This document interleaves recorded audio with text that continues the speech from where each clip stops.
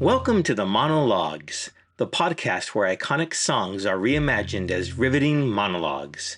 Here, we take the music you know and love and transform it into stories that are unexpected and thought-provoking. These songs are the foundation for a mockumentary-style tale of love, crime, and chaos, where every lyric becomes a thread in the story of Jack Tremaine and Diane Parker, and their reluctant accomplice, Charlie McGregor. At the Monologues, we aim to breathe new life into these classics, weaving together music and storytelling in a way you've never experienced before. So settle in, because this is more than a podcast. It's a journey into the heart of a whirlwind romance gone terribly, terribly wrong.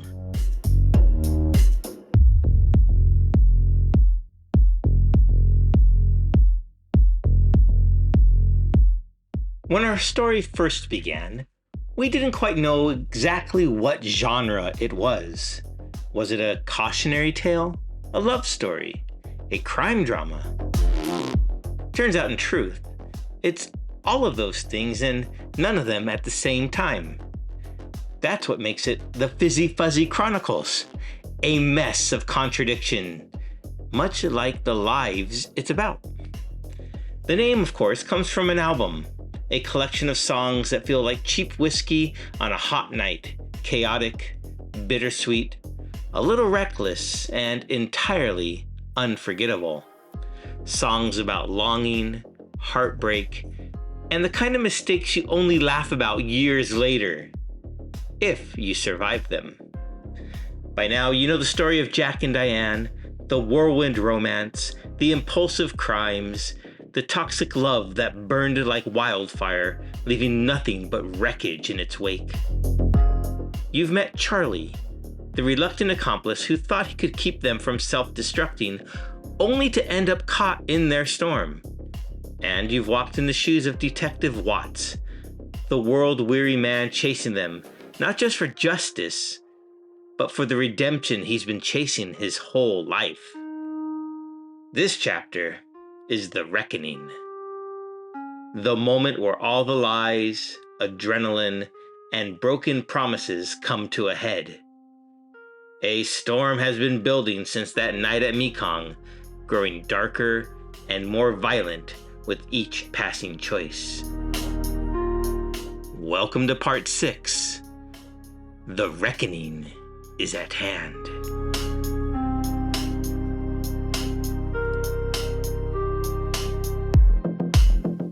When we got the call, it felt like the 100th lead that was going nowhere. But something about this one felt different. Charlie McGregor wasn't just broken, he was shattered, spilling over with guilt and regret, each word dragging us closer to Jack and Diane. By the time he emptied his coffee cup, I had an address and a cantina with their names all over it. These weren't ghosts anymore. They were flesh and blood. And I was going to be the one to catch them. The town set heavy under the Mexican sun, its streets a scrambled heap of dirt and cracked asphalt. The cantina wasn't much to look at either, a sagging building, lost in time, with peeling paint and a rusted sign that was hanging on by a single chain link and hope. Inside, the air was thick with the smell of tequila and regret. The kind of place where time feels like it's standing still, even as the world outside is spinning out of control. And there they were, Jack and Diane, two broken halves of the same jagged coin, sitting at opposite ends of a storm of their own creation.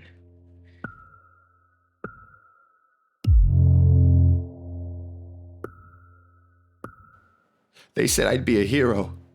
Just tell us where they are, Charlie. Just say the words and this is all over. But it wasn't that simple, was it? It's never that simple.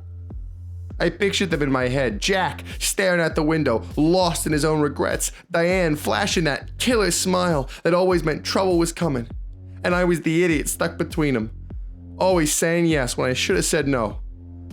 When I finally gave up the location, it felt like handing over the last piece of myself I hadn't already ruined.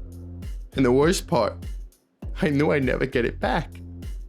Watts and his team rolled in with the sun dipping low, bleeding orange across the horizon and stretching shadows down the dirt road like ghostly fingers pointing toward the cantina. The door swung open with a screech loud enough to kill conversation. Drinks froze midair, eyes widened, the room suspended in startled silence. Jack saw them first. He stiffened, eyes flaring wide, body coiling like a startled animal. Diane didn't react at all. She sat calmly at the bar, fingers casually wrapped around her chipped glass, eyes fixed straight ahead, as if daring fate to make a move. When Charlie finally cracked and gave us their location, I figured it would be straightforward, but nothing with Jack and Diane ever was. We rolled up on that cantina as the sun was setting. My team surrounded the place, and I led the charge through the front door. Thought we had them cornered.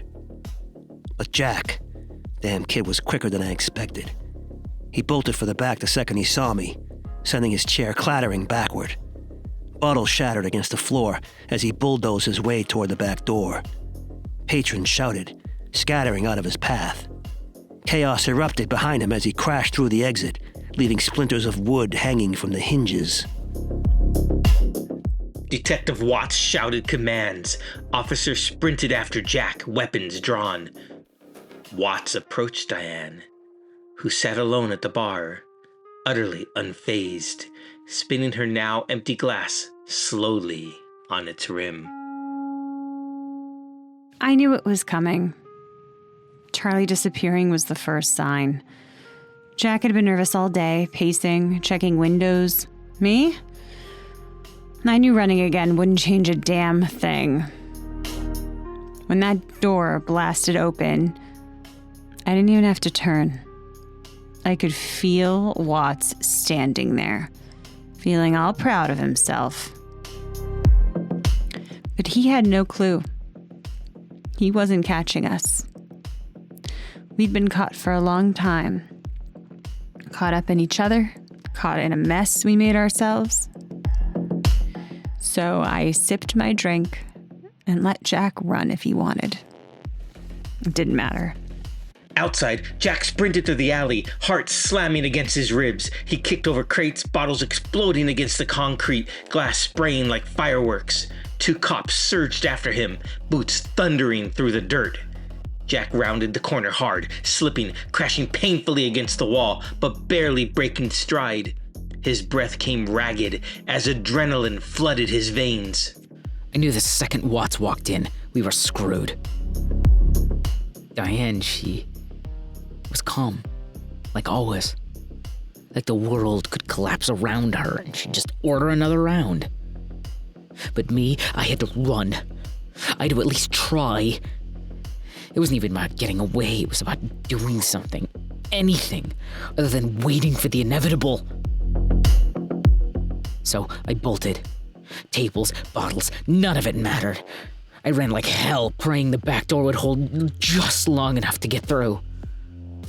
And when it burst open, I was halfway down the alley before I even realized it. But they were faster than I thought. I hit the corner, skidding, thinking I was clear, but suddenly I heard footsteps behind me. Way too close. Back inside, Watts loomed over Diane, cuffs dangling from his fingers. Diane still hadn't moved, her chipped glass slowly spinning between her fingers. She didn't flinch, didn't even blink, just sat there with this smirk, as if we'd walk into her trap instead of the other way around. I asked her, "Where's Jack going, Diane? You know he's not gonna get far." She just shrugged, didn't say a word, like she didn't care. Maybe she didn't. Outside, the chase came to a frantic head. Jack scrambled desperately up a chain link fence, scraping his palms raw as he almost made it over. An officer grabbed him by the ankles and yanked him hard, where he landed on the dirt floor with a thud. He heard the other officers shouting, more of them growing closer. We caught Jack in the alley, his face pressed into the dirt, kicking and cursing until the fight drained out of him. Outside, Jack's breath came in ragged gasps as the cuffs clicked shut around his wrists. His face streaked with dirt and sweat. Inside, Diane now sat alone at the bar. The fading light shone through the cantina's warped windows, painting her in fractured shadows. A puzzle that no one could ever quite piece together. When they dragged me back, Diane just sat there, spinning her damn glass like this was all some kind of joke. I wanted to yell at her, to ask her why she didn't run, why she didn't try. But I didn't.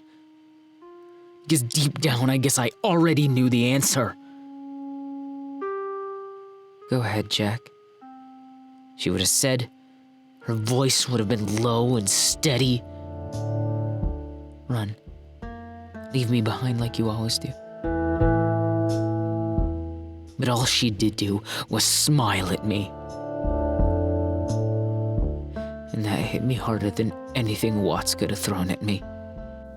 When we dragged him back inside, Diane didn't even blink.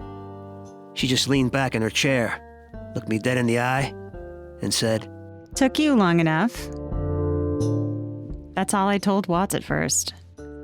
And when he looked at me, all triumphant and righteous, I just laughed. And then I told him, you think you're the one who caught us? Please. We've been caught for years. And it's true, isn't it? Jack and I, we were the wreckage long before the crash. Watts just happened to be the guy sweeping up the shattered glass of our lives. She laughed when she said it, like it was just a punchline. But if you listen closely, there's no smile in her voice.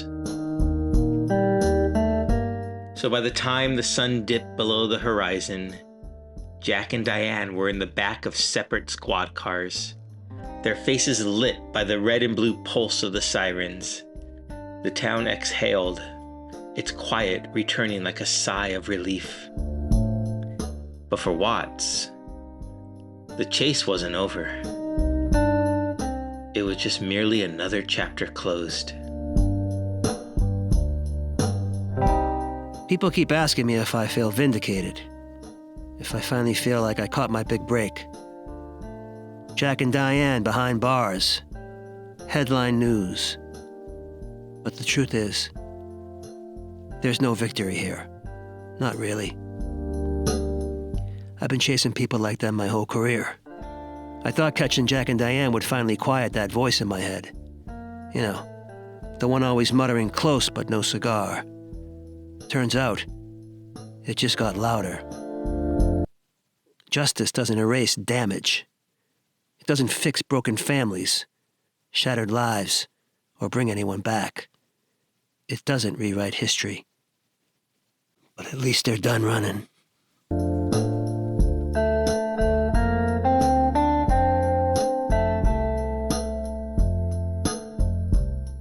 We caught up with Charlie McGregor and Sheila Jones to see if they had any words they wanted to share as a final closure to this saga. This is what they told us. I heard someone once say that guilt is just grief you haven't buried yet. I thought leaving Jack and Diane behind would fix me, like distance was enough to outrun everything we'd done. But distance doesn't erase a damn thing. It just gives you space to see clearer how far you've fallen. I went home, tried to start fresh, tried to tinker my way out of feeling this emptiness. But there were some things you can't MacGyver your way out of. Like being the guy who said yes too many times, who couldn't stand up to his friends until it was too late. So now I just carry it. The silence, the weight of it all. Every time I see an empty interstate, I think of them. And I wonder how many miles it takes before you finally feel clean.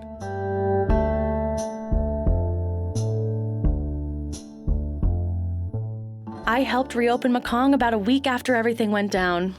Could have quit, could have packed it up and moved back home, but that's not who I am.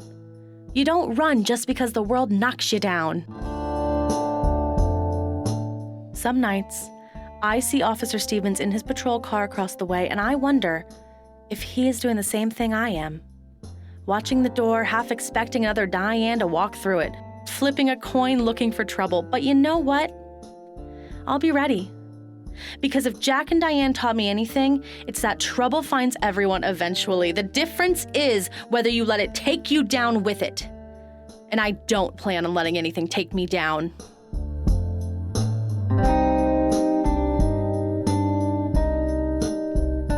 As for Jack and Diane, the storm didn't end with their capture.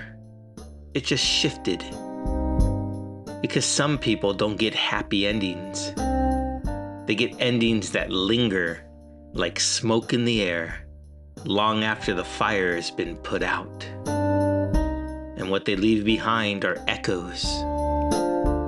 Echoes of a storm that rolled through, tore apart, and left the world just a little quieter in its wake. These are their words, recorded from their last interview with us in 2 separate prisons, miles and miles apart.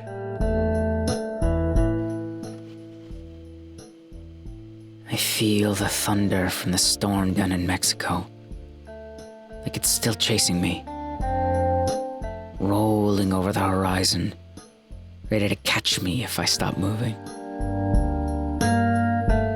It's funny, isn't it? I've been sitting in this cell for a while now, and I still feel like I'm running. I've thought about her, of course, Diane. There's no getting around that. She's everywhere, in my head, and every crack of lightning, every gust of wind. People tell me I should let her go. That holding on to her is what keeps me stuck here. Maybe even what brought me here in the first place. They're probably right, but it doesn't matter. She's part of me, like my own shadow. And the truth is, even now, even after everything, if she walked in here and told me to get ready, I'd go. Just like that. What does that make me? A fool? Probably. But that's the thing about storms you love to hate. You don't forget them. Not the way they feel. Not the way they change you. I'd like to say I learned something from all this, but I'm not sure I have. All I know is that some people get out of the storm. And some of us stay in it, waiting for the next crack of thunder. And, well, maybe that's where I belong.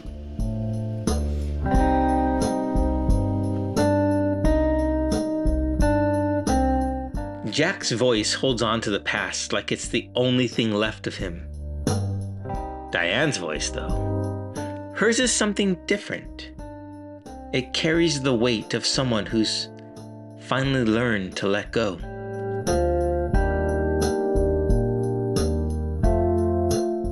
I see the lightning from the storm down in Mexico sometimes, but only in dreams. And even then, it's distant, like it's not mine anymore.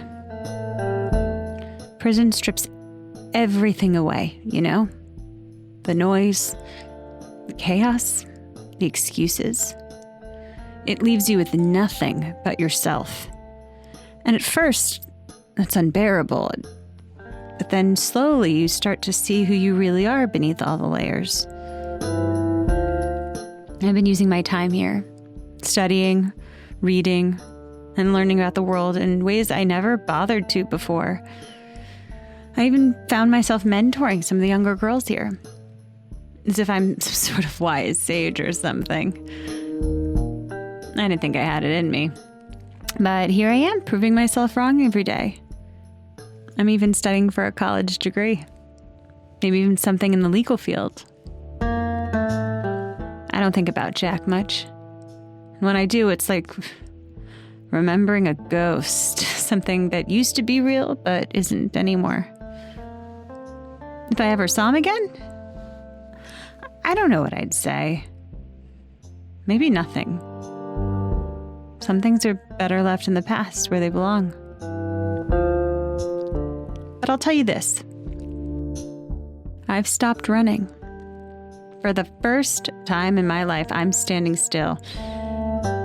And it doesn't scare me the way it used to, or the way I thought it would. There's a kind of peace in knowing you don't need to chase anything anymore. The storm was all I knew for so long. But it's over now. The air's clear. And I can finally see the horizon. And it's enough.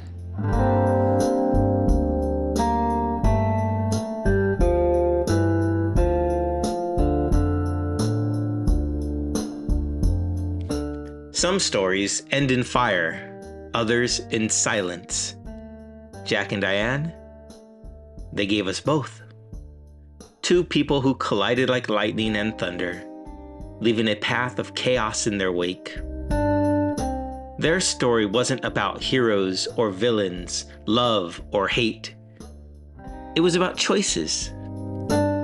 Jack sits in his cell staring at the storm that still rages in his mind, unable to let go of what he lost.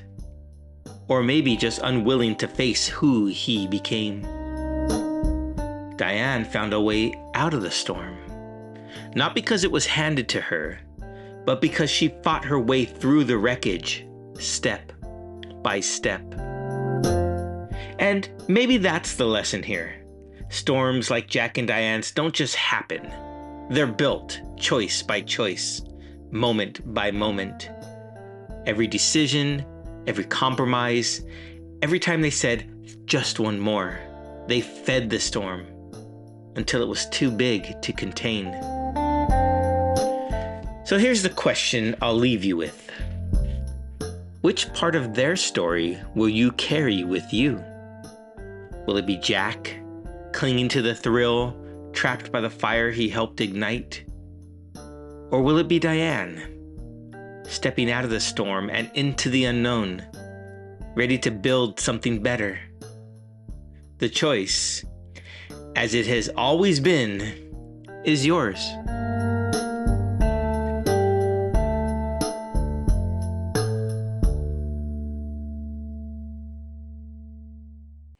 This has been the Fizzy Fuzzy Chronicles. Thank you for walking through the storm with us. May you find the calm on the other side, and may you use what you've heard here to write a better ending for yourself.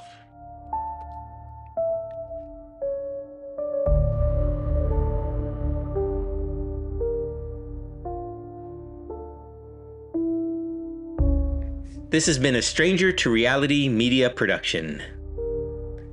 Starring Christian Ledley as Jack Tremaine, Michelle Miller as Diane Parker, PJ Marino as Detective Bobby Watts, Darcy Thompson as Charlie McGregor, Amy Connerly as Sheila Jones. All characters, events, and locations portrayed are products of the author's imagination or used fictitiously.